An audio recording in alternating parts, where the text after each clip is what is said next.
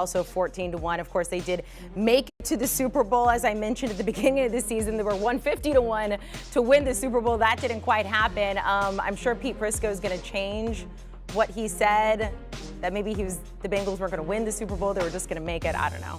But what do you think about this? Well, I mean, he just always has to be right. Yeah, he does. Look at this group of unrestricted free agents, though. Now, Jesse Bates is most likely to get the franchise tag at a minimum, if not an extension. The rest, I mean, C.J. Uzomah's been a good player for them. Maybe they find a way of signing him back. You know, Eli Apple, depending on who you are, seems to get a lot of blame for things. But he played pretty well this year. Maybe they sign him back, or maybe after he goes out in free agency, he ends up coming back to the team for another shot at it. But the reality is this team is all based around Joe Burrow. The only concern I think you have right now if you're a Bengals fan is his knee. He was grabbing it during this game. We don't know necessarily the extent to that injury or if it could linger into next year. Hoping that everything's going to be fine, this will be a team that will be able to contend for Super Bowls.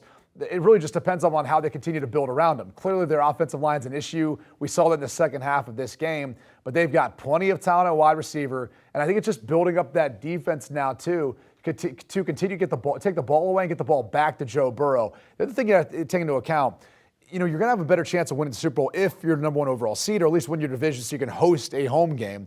You look at the AFC North, it's a tough division, but no Big Ben in Pittsburgh, transition there. Have we seen really the ceiling for Lamar Jackson and the Baltimore Ravens?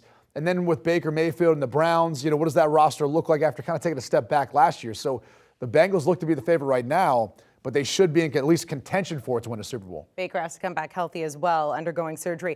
Do you want a sports network that delivers everything that matters about the game? The highlights, the picks, the instant analysis, no yelling, no fake debates, no politics. Hit the subscribe button and never miss a moment.